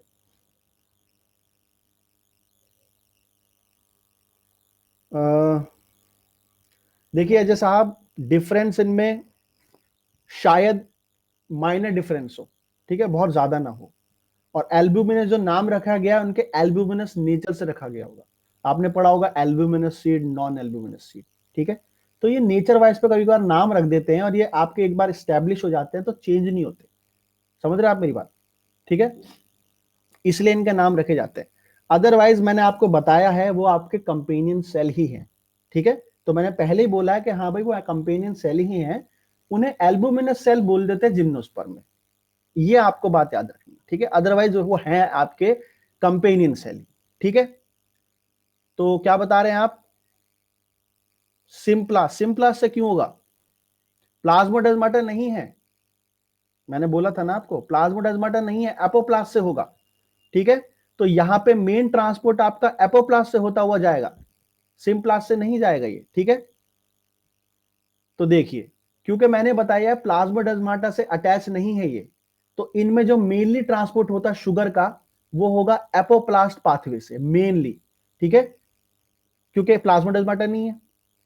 ये देखिए, शायद आप समझ गए होंगे कि सी एलिमेंट के द्वारा पूछ रहा हूं मैं, नहीं, मैं पूछ रहा था सी एलिमेंट से पहले जो ट्रांसपोर्ट हो रहा है, क्योंकि इससे पहले भी तो सेल लगे हुए हैं ना, ये सब सेलों से होता हुआ जा रहा है। तो you can see here, this is the source cell, source cell का मतलब है जहां पे शुगर बन रही है, ठीक है। तो यहां बनी, बनने के बाद आपका ये एंटर करेगी एपोप्लास्ट में, in the ordinary companion cell, और एपोप्लास्ट में जाने के बाद ये फिर जा सकती है आपके सिम्प्लास्ट के द्वारा, क्योंकि कंपेनियन सेल और सीव एलिमेंट दोनों आपस में जुड़े हुए हैं प्लाज्मोडेस्माटा से। तो फाइनली प्लाज्मोडेस्माटा के द्वारा ही जाता है ये आपका सीव एलिमेंट में, ठीक है। शुगर आपके बनते हैं C3 साइकिल में, C3 साइकिल कहां चलती है, mesophyll cell, bundle sheath cell, depending on the C3 four plant, याद आ रहा है, वहीं से तो आएगी, और कहां से आएगी, ठीक है ना। ओके, तो ऑर्डिनरी कंपेनियन सेल्स का ये फिगर है आपका बुक्स में दिया हुआ है, ये आप देख सकते हैं यहाँ। तो यू कैन सी हियर, ये आपके सीव एलिमेंट है, these are the sieve element, sieve element है ना, हाँ सीव एलिमेंट है ये। और यहां नीचे देखिए, मुझे पता नहीं आप देख पा रहे कि नहीं देख पा रहे, ऐसा दिख ही रहा होगा, ये आपका ऑर्डिनरी कंपेनियन सेल है, ठीक है। तो यहां पे कोई प्लाज्मोडेस्माटा नहीं है आपका, ये डायरेक्टली अटैच है आपके, ये सारे फिगर किताब के हैं, ठीक है। अगला है आपका ट्रांसफर सेल, ये भी एक तरह का कंपेनियन सेल है, इसके बारे में बात करते हैं। ये काफी हद तक सिमिलर है ऑर्डिनरी कंपेनियन सेल के, ऑर्डिनरी कंपेनियन सेल के जैसा दिखता है। इसके पास भी प्लाज्मोडेस्माटा या तो बहुत कम है या तो नहीं है, नहीं है ज्यादा अच्छा वर्ड है यहां पे, ठीक है। बट इनकी जो दीवारें हैं वो स्मूथ नहीं है, इनकी दीवारों में इन फोल्डिंग्स हैं, इन फोल्डिंग्स है, ठीक है। So in they have the infoldings in the inner wall, clear. क्यों है इन फोल्डिंग्स, इन फोल्डिंग्स है to increase the surface area, surface area बढ़ाने के लिए और ज्यादा सॉल्यूट के ट्रांसफर करने के लिए।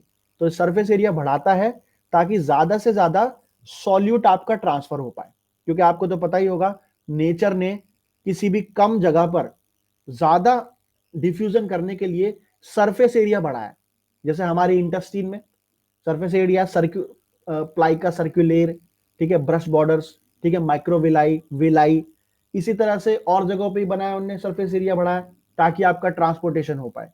तो इसलिए यहां भी इसने काम किया। बट जैसे मैंने बताया प्लाज्मोडेस्माटस में नहीं होते, तो इसके अंदर जो ट्रांसपोर्ट होता है वो मेनली होता है बाय द एपोप्लास्ट।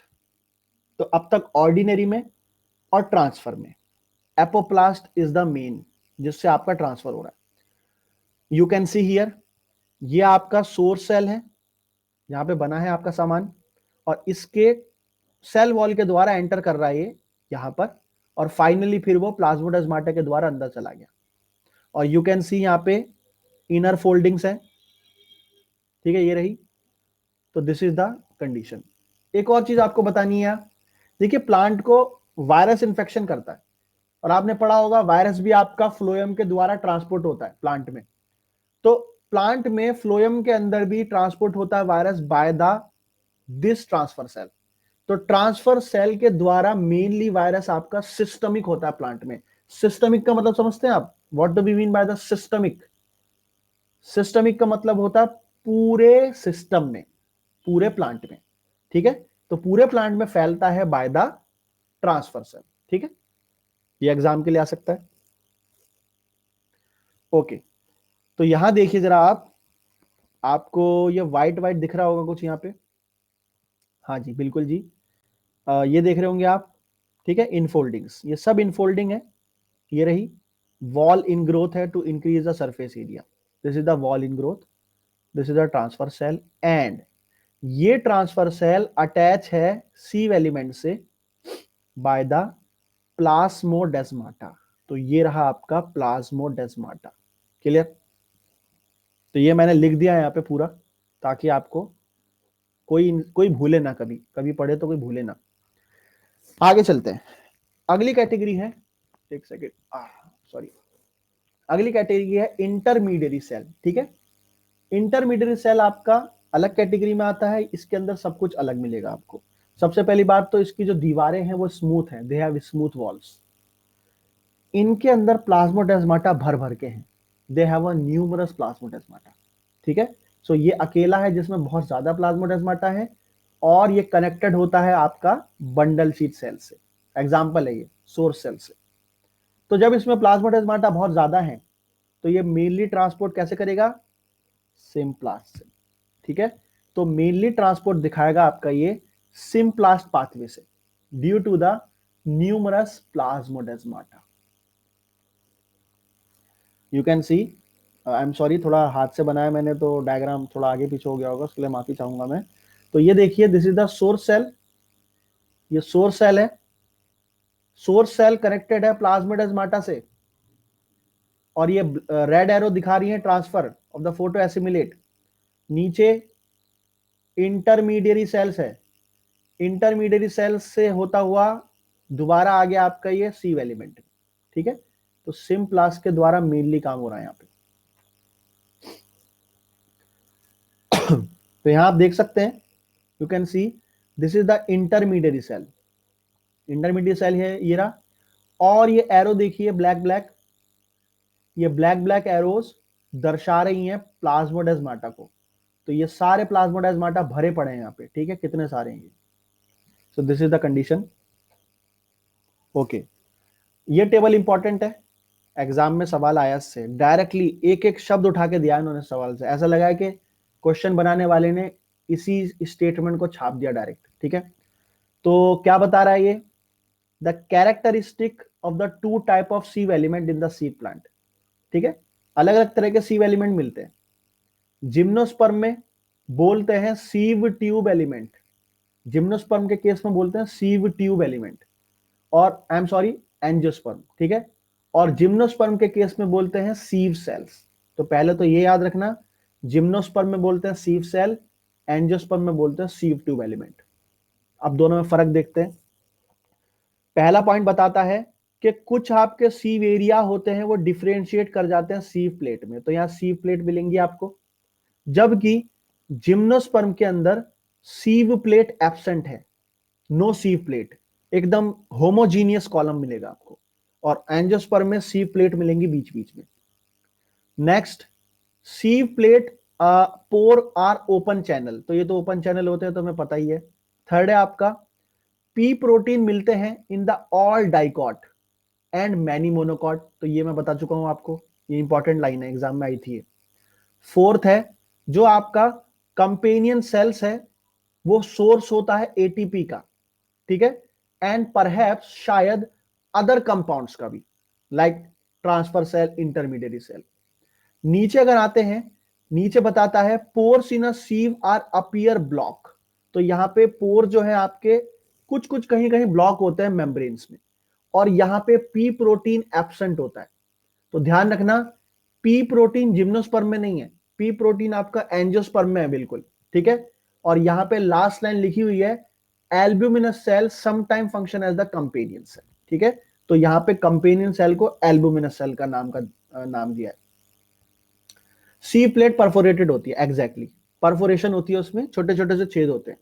ठीक है, सीव का मतलब ये होता है, सीव का लिटरल मतलब यही होता है, छोटे छोटे से छेद, पोर्स। ठीक है, ओके। अब देखिए यहां पे ये फिगर में आपको पूरी बात समझ में आ जाएगी अब तक की जो बोली है मैंने। ये फिगर आपको टेज और जीजर में मिल जाएगा, इस फिगर को मैंने मॉडिफाई करा है।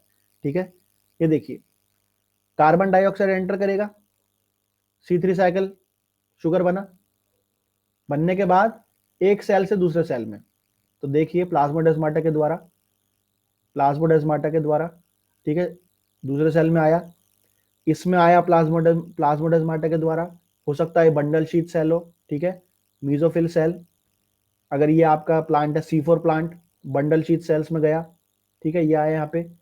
देन अब जाएगा ये आपका कंपेनियन सेल्स में। तो कंपेनियन सेल्स में जाने के दो रास्ते हैं, एक तो वाया ऑर्डिनरी कंपेनियन सेल और ट्रांसफर सेल, दोनों के अंदर प्लाज्मोडेस्माटा नहीं है। तो यू कैन सी यहां पे कैसे ट्रांसफर हो रहा है, ये देखिए, ये रेड एरो क्रॉस कर रही है मेम्ब्रेन को और जा रही है आपकी, दिख रहा है सबको, ठीक है, तो यहां पे चला गया ये, एंड फाइनली आपका एंटर कर गया सीव एलिमेंट में बाय द एपोप्लास्ट पाथवे। दूसरा दूसरा था आपका कौन सा, इंटरमीडिएरी सेल। इंटरमीडिएरी सेल में न्यूमरस प्लाज्मोडेस्माटा है, तो ये प्लाज्मोडेस्माटा को क्रॉस करके जाएगा, इससे कोई लेना देना नहीं है, एपोप्लास्ट से चला गया और एंटर कर गया सीव एलिमेंट में। अब सीव एलिमेंट में एंटर करके ट्रांसफर होगा जहां जाना है उसे, रूट में जाना है, शूट में जाना है, जहां भी जाना है ट्रांसफर होगा उसका, ठीक है। कोई दिक्कत किसी को यहाँ, किसी तरह का एक एटम जितनी भी प्रॉब्लम किसी को, ठीक है, बताइएगा। ओके, अब बात करते हैं आगे। अगला टॉपिक है सोर्स टू सिंक। ये सोर्स टू सिंक क्या है, एक आम आदमी भी बता देगा इसे, सोर्स का आम आदमी बता देगा, सबको पता है। सोर्स का मतलब है किसी चीज का कोई सोर्स है, कहीं से कोई चीज आ रही है। सिंक का मतलब है वहां पे जाना है उसको, जैसे सिंक होता है, पानी डालते हैं बह जाता है सारा का सारा, ड्रेन हो जाता है, इस तरह से कुछ। तो प्लांट के अंदर भी एरियाज होते हैं जिन्हें सोर्स और सिंक कहा जाता है। सोर्स और सिंक का मतलब है आपका फूड से, ज्यादातर के प्लांट में आपका जहां फूड बन रहा है वो सोर्स है, और जहां फूड चाहिए वो सिंक है। तो हमेशा ट्रांसपोर्ट होता है सोर्स टू सिंक।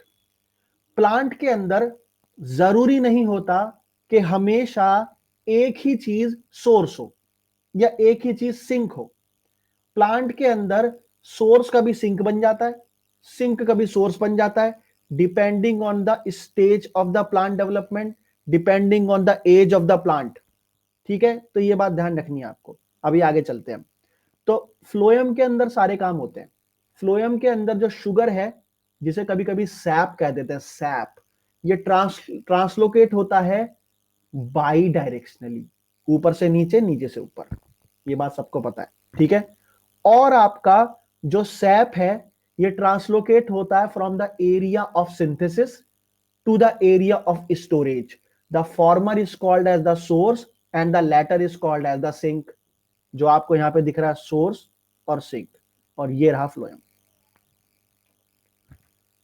इसको आप एनालॉजी ले सकते हो किसी समुद्र से, किसी नदी के द्वारा, जैसे आपका पहाड़ों में बर्फ वगैरह पिघलती है, साफ पानी, मीठा पानी नदियों से होता हुआ नीचे की तरफ बहता है, तो वो आपके जो पहाड़ हैं वो आपके सोर्स हैं पानी के, साफ पानी के, और बहते बहते बहते बहते बहते बहते ये सिंक में आते हैं, जो डेल्टास बनाते हैं, बड़े बड़े डेल्टा बनते हैं इससे, ठीक है, एस्चुअरीज, डेल्टास एंड सो ऑन। चलिए अब बात करते हैं सोर्सेस की थोड़ा सा डिटेल में। तो सोर्स में क्या क्या आते हैं, कौन कौन से ऑर्गन आते हैं सोर्स में, क्या इसकी डेफिनेशन क्या है। तो सोर्स आपका एनी एक्सपोर्टिंग ऑर्गन है। इट इज एनी ऑर्गन और any exporting organ which is capable of producing the food in excess of their own need. जैसे सपोज करो किसी प्लांट के ऑर्गन को 100 मॉलिक्यूल चाहिए ग्लूकोज के, इसने बनाए 200, तो ये एक सोर्स है शुगर का, क्योंकि इसे तो 100 चाहिए थे, इनने बना दिए 200, तो जरूरत से ज्यादा बना दी, ठीक है। हाँ जी बिल्कुल, सुंदरबन के डेल्टा, बिल्कुल ठीक है, मैंग्रोव्स आपके वेस्ट बंगाल के आसपास, ठीक है, वेस्टर्न घाट, ईस्टर्न घाट्स, ठीक है, यहाँ पे आपके एस्चुअरीज और डेल्टा बनते हैं। ओके, तो इसका एग्जाम्पल क्या है, एग्जाम्पल है mature leaves, storage organ, cotyledon and the endosperm. ये सारे एग्जाम्पल आपके सोर्सेस के। कुछ प्लांट के ऑर्गन ऐसे होते हैं जो सिंक की तरह काम करते हैं, depending on the stage of the development. इसको मैं समझाता हूं एक एग्जांपल से। आपने चुकंदर तो सभी ने खाया होगा, ठीक है, चुकंदर। तो चुकंदर एक प्लांट होता है जो बीट कहते हैं, जिसे बीट, और साइंटिफिक नेम है बीटा मैरिटिमा। हम कभी कभार जो हम गाजर का जूस पीने जाते हैं तो कई बार गाजर का जूस वाला चुकंदर डाल देता है उसमें, ठीक है, या हम कभी करेले का जूस पीते हैं तो उसमें डल जाता है, ठीक है, तो काफी फायदेमंद होता है ये। तो चुकंदर beet Beta maritima, it is a biennial plant. आपने पढ़े होंगे plant on the basis of their reproductive cycle, the annual, biennial, perennial. तो बाइनियल प्लांट वो होते हैं जो अपनी लाइफ साइकिल 2 साल में कंप्लीट करते हैं, ठीक है। तो बाइनियल प्लांट का एक होता है फर्स्ट ईयर और एक होता है सेकेंड ईयर। तो बीट के केस में, in the case of beet, जब इसका पहला साल होता है तो ये पहले साल के दौरान इसकी जो रूट होती है, द रूट, ये काम करती है एज अ सिंक, और जो इसकी लीफ होती है वो काम करती है एज अ सोर्स। तो होता क्या है, सिंक में फूड आता है और और जो रूट है इसका साइज बढ़ने लगता है, यानी रूट आपकी ज्यादा न्यूट्रिशियस हो जाती है। लेकिन दूसरे साल में इसका उल्टा होता है। दूसरे साल में जो रूट होती है वो बन जाती है सोर्स, और जो शूट होती है आपकी डेवलपिंग शूट, वो बन जाती है सिंक। तो जो आपके किसान होते हैं, जो आपके ऐसे लोग जिन्हें चाहिए बीट, वो बीट को पहले साल में लेते हैं, क्योंकि पहले साल में रूट के अंदर सबसे ज्यादा न्यूट्रिशन होता है और वही हमें चाहिए। तो डिमांड होती है फर्स्ट ईयर वाले बीट की सबसे ज्यादा। सो this is the guy which I was talking about, ठीक है। सो बीट बीटा मैरिटिमा द चुकंदर, ठीक है। तो ये देख लीजिए इसको, और बस, ठीक है। अब आते हैं सिंक पर। सिंक की बात करते हैं, हमने सोर्स के बारे में तो बात कर ली। सिंक कौन है भाई? सिंक एक ऐसा ऑर्गन है जिसकी जरूरतें पूरी नहीं हो रही, जो बना तो रहा है फूड बट इतना नहीं बना रहा जितनी उसके खुद की जरूरत हो जाए पूरी, उसे मैं बोलूंगा sink. So sink include any the non photosynthetic organ, ठीक है, of the plant and organs that do not produce enough photosynthetic product, जो इनफ नहीं बना पा रहा या नहीं मैनेज कर पा रहा to support their own growth and needs, उसे सिंक बोलेंगे। एग्जाम्पल, एग्जाम्पल में आते हैं roots, tubers, developing fruits and immature leaves. ये सारे एग्जाम्पल सिंक के। ओके ओके, अब आगे बात करते हैं। देखिए दोस्तों, कुछ टर्म आती हैं जिसे कहते हैं proximity, development, vascular connections and the modification of the translocation pathway. ये सारी टर्म किस चीज से रिलेटेड है? ये सारी टर्म ये बताती हैं कि किसी भी प्लांट में जरूरी नहीं होता कि हर बार एक ही सोर्स हो और हर बार एक ही सिंक हो। डिपेंडिंग ऑन द कंडीशन ये बदलते रहते हैं। तो हम इनको स्टडी करेंगे under the 4 heading: proximity, development, vascular connection and the modification of the translocation pathway. सबसे पहले बात करते हैं प्रॉक्सिमिटी की। प्रॉक्सिमिटी का मतलब हो गया यहाँ पे कौन किसके ज्यादा पास है। तो सपोज करो एक सोर्स है और एक सिंक है। सोर्स और सिंक ज्यादा पास हैं तो वो एक दूसरे के लिए काम करेंगे। अदरवाइज जो दूर वाले होंगे वो वहीं के लिए काम करेंगे जो उनके पास लगे होंगे। जैसे फॉर एग्जांपल, यहां पे एक प्लांट है, इस प्लांट में सोर्स ये रहा, सोर्स 1, ये रहा दूसरा सोर्स, सोर्स 2, और सोर्स 1 जो है वो फूड दे रहा है लीफ को, यानी शूट एपिकल मेरिस्टेम को, और जो सोर्स 2 है वो फूड दे रहा है रूट को।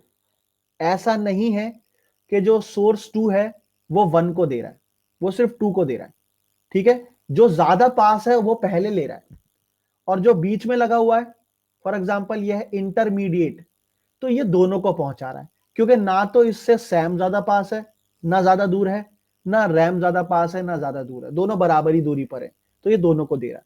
तो यहां से आप समझ पा रहे होंगे मैं क्या कहना चाह रहा हूं, ठीक है। प्रॉक्सिमिटी। दूसरा है आपका on the basis of development. Development के आधार पे सिंक आपके बदलते रहते हैं। जैसे अगर प्लांट वेजिटेटिव ग्रोथ दिखा रहा है, यानी रिप्रोडक्टिव ग्रोथ से अलग, तो इस कंडीशन में रूट और शूट ये मेजर सिंक है।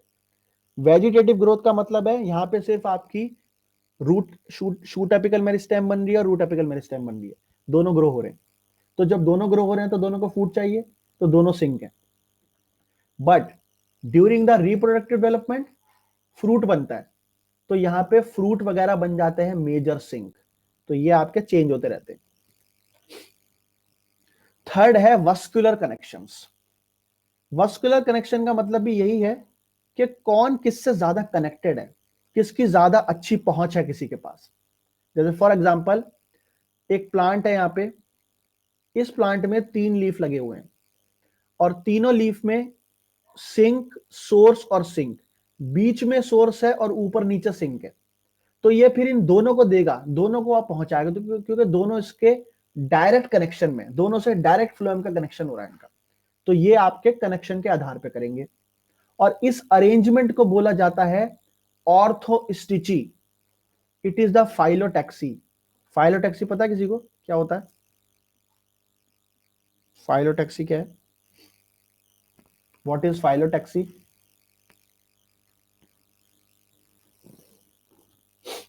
Arrangement of what? Leaf arrangement. Okay, बिल्कुल सही बात है। आपने पढ़ी होगी ऑल्टरनेटिव, ठीक है, ऑल्टरनेट, अपोजिट एंड द होरलेड, ठीक है, ऑल्टरनेट, अपोजिट, होरलेड। इसमें एक और आती है ऑर्थोस्टिची। तो orthostichy is also a kind of the phyllotaxy. ठीक है सर, ठीक है ना? तो याद रखना इसको। और इसमें क्या होता है, एक के ऊपर एक लीफ लगे रहते हैं, 1 2 3 4, एक के ऊपर एक ही लाइन में लगे हुए हैं, जिसे बोलेंगे ऑर्थोस्टिची। हाँ जी बिल्कुल, ठीक है, हाँ हाँ, होरलैंड एल्स्टोनिया, हाँ, और बहुत एग्जांपल है, यस बिल्कुल, वेरी गुड। आगे बात करते हैं।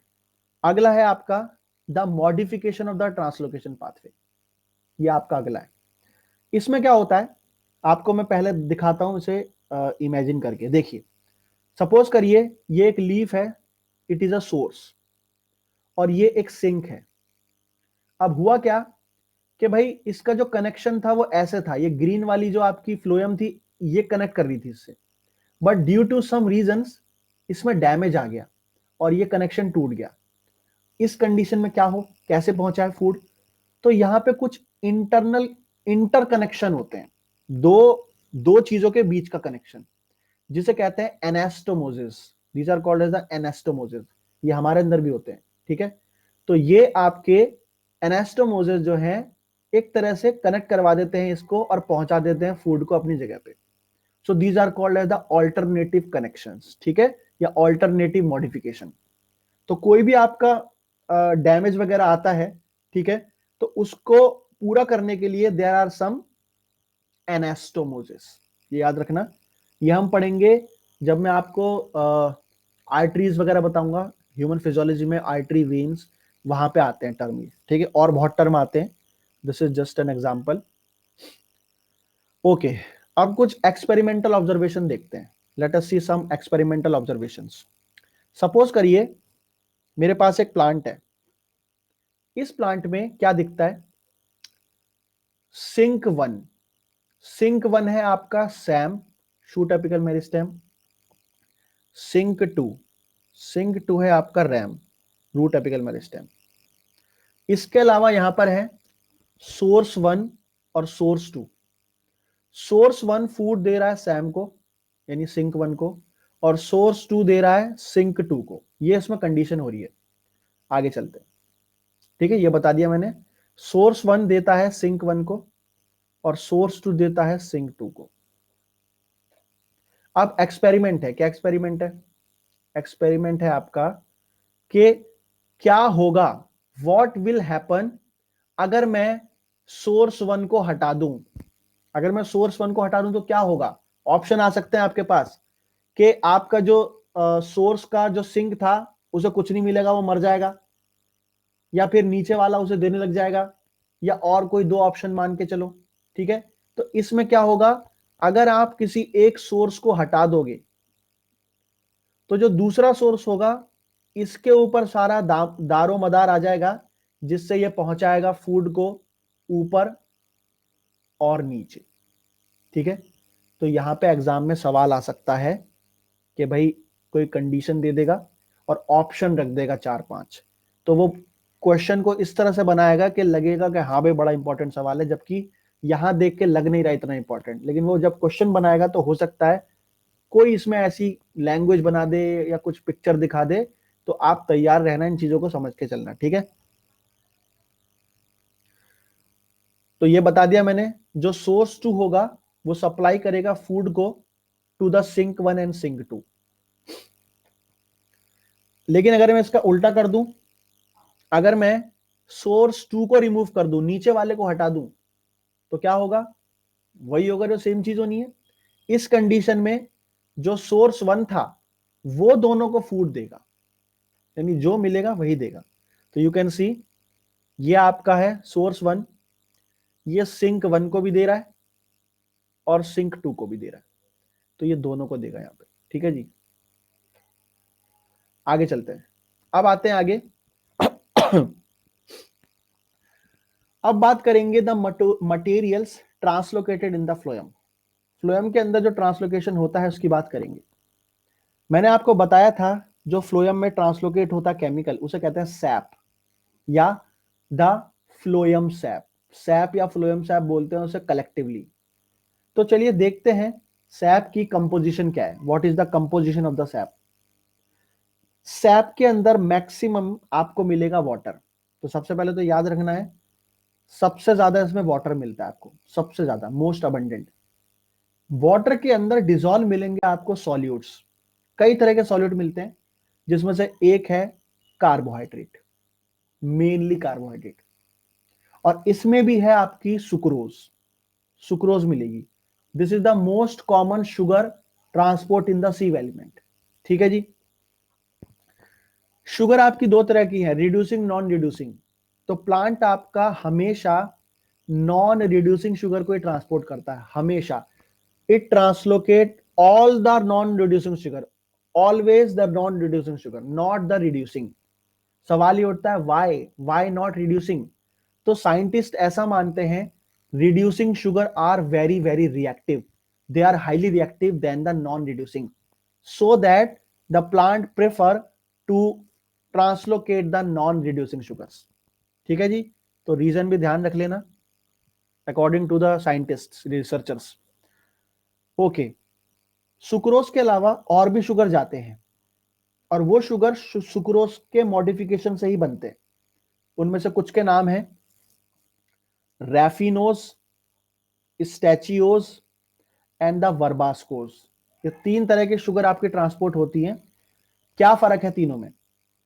फर्क यह है, तीनों के अंदर सुक्रोज कॉमन है, सुक्रोज तीनों में कॉमन है। सुक्रोज के साथ जुड़ा हुआ है galactose. So in the case of raffinose, एक सुक्रोज है, दो गैलेक्टो सॉरी एक गैलेक्टोज है। इन द केस ऑफ स्टैचियोज, एक सुक्रोज है, दो गैलेक्टोज है। इन द केस ऑफ वर्बास्कोज, एक सुक्रोज है और तीन गैलेक्टोज है। तो याद करना आसान है इन्हें। ठीक है, this is the image from the book, you can C sucrose, एक सुक्रोज होगी इसमें। रैफिनोज में एक सुक्रोज एक गैलेक्टोज, स्टैचियोज में एक सुक्रोज दो गैलेक्टोज, वर्बास्कोज में एक सुक्रोज तीन गैलेक्टोज। यहां भी आप देख सकते हैं। और एक सुक्रोज में क्या क्या मिलता है? एक सुक्रोज में ग्लूकोज और फ्रक्टोज मिलेगा। तो एग्जाम में कैसे भी पूछ सकता है वो आपसे। ठीक है, हो सकता है यहाँ पे ए बी सी डी कर दे, ए बी सी, बताइए कौन क्या क्या है, ये भी कर सकता है वो। ओके, सो ये आपकी कुछ शुगर हैं जो रिड्यूसिंग शुगर्स हैं, ठीक है, जो ट्रांसपोर्ट नहीं होती हैं, तो उनके बारे में बताया जा रहा है यहाँ पे, जैसे D glucose, D mannose, D fructose. ठीक है जी, तो ये आपकी ट्रांसपोर्टेशन में नहीं जाएंगी। और क्या क्या ट्रांसपोर्ट होता है, और क्या क्या होता है भाई? तो देख सकते हैं कितनी लंबी लिस्ट है। तो ध्यान रखना, सैप के अंदर जरूरी नहीं है कि कुछ भी ना हो, बहुत चीजें मिलती है सैप में। अमीनो एसिड मिलेंगे, अमाइड्स मिलेंगे, जिसके अंदर मिलेगा ग्लूटामिक एसिड और एस्पार्टिक एसिड, और उनके अमाइड ग्लूटामाइन और एस्पेरेजिन। ऑर्गेनिक एसिड्स मिलेंगे कई तरह के, फाइटो हॉर्मोन्स मिलेंगे like auxin, gibberellin, cytokinin, abscisic acid etcetera. Proteins मिलेंगे, न्यूक्लियोटाइड के फॉस्फेट्स मिलेंगे, फ्लोएम प्रोटीन्स मिलेंगे, द पी प्रोटीन जिनका काम क्या था, वुंड हीलिंग, ये मिलेंगे। प्रोटीन काइनेज मिलेंगे जिनका काम क्या है, फॉस्फोरिलेशन। थायोरिडॉक्सिन मिलेंगे जिनका काम है डाइसल्फाइड रिडक्शन। यूबिक्विटिन मिलेंगे जिनका काम है प्रोटीन का टर्नओवर, मतलब टर्नओवर का मतलब है कितना बना कितना टूटा, the degradation and the synthesis. तो वो यूबिक्विटिन के द्वारा होता है, यूबिक्विटिन मीडिएटेड, ठीक है, ये करता है। शेप्रॉन्स मिलेंगे, शेप्रॉन्स मॉलिक्यूल्स होते हैं जो फोल्डिंग वगैरह करवाते हैं प्रोटीन्स की, तो शेप्रॉन्स मिलेंगे। इसके अलावा मिलेंगे आपके डिफेंस केमिकल्स, जिसमें एक आता है the protease inhibitors. Protease inhibitor is one of the prominent defence chemical by the plant, जिसके द्वारा प्लांट क्या करता है, किसी भी तरह के इंसेक्ट को इनएक्टिवेट कर सकता है। वो कैसे भाई, ये है प्रोटीएज इनहिबिटर। तो सपोज करो कोई कैटरपिलर है, कोई कैटरपिलर किसी प्लांट को इंजेस्ट कर रही है, किसी लीफ को खा रही है, तो वो लीफ के अंदर एक प्रोटीन बनेगा जिसका नाम है प्रोटीएज इनहिबिटर। वो जाएगा उसके अंदर, एंटर करेगा प्लांट में, और उसकी जो डाइजेस्टिव सिस्टम है उसमें जो आपके हाइड्रोलाइटिक एंजाइम्स है, the proteolytic enzymes like pepsin, trypsin, chymotrypsin, इनको कर देगा इनएक्टिवेट, और फिर वो कुछ नहीं कर पाएगा, ठीक है, उल्टी वगैरह कर देगा, और ठीक है। सो डिफेंस में इनका रोल है। और भी होते हैं कई तरह के, तो मैंने एक ही बताया आपको। और क्या क्या मिलता है, मैनिटॉल। तो मैनिटॉल नाम की शुगर मिलेगी आपको। It is A alcohol form by the reduction of the aldehyde group. तो एल्डिहाइड ग्रुप को रिड्यूस करके बनता है ये, the D mannitol sugar alcohol. और क्या क्या मिलते हैं, ग्लूटामिक एसिड जो बताया मैंने आपको, ग्लूटामिक एसिड, एस्पार्टिक एसिड, ठीक है, इसके अमाइड द ग्लूटामाइन। और आपको यूरिड्स भी मिल सकते हैं, कहीं कहीं आपको यूरिड भी मिलेंगे, ठीक है, कुछ कुछ स्पीशीज के अंदर, जहां पे एलेंटॉइक एसिड्स होगा, एलेंटॉइन, सिट्रुलिन। तो नाइट्रोजन के कंपाउंड भी ट्रांसपोर्ट होते हैं कहीं कहीं सैप में। And finally this is the final image, so you can see the composition. वैसे से याद तो रखना नहीं है, बस दिखाने के लिए था आपको। The composition of the phloem SAP from a castor bean, you can C sugar, amino acid, organic acid, protein, potassium, chloride, phosphate, magnesium. Sugar सबसे ज्यादा है इसमें, सबसे पहले वाटर है, फिर शुगर है, उसके बाद बाकी की चीजें, ठीक है। सो ये आज पूरा कंप्लीट हो गया है फाइनली, ठीक है। अब अगले सेशन में और टॉपिक्स लाऊंगा आपके लिए मैं, ठीक है जी। Thank you so much. मिलेंगे अब आपसे कल। किसी को कोई सवाल है, you can ask any time, ठीक है जी। आई होप समझ में आया होगा सभी को। ओके जी, ओके, बिल्कुल, मैरी मैरी क्रिसमस, ठीक है, हैप्पी क्रिसमस, मैरी क्रिसमस सभी लोगों को। चलिए, धन्यवाद बहुत बहुत आप सभी लोगों का।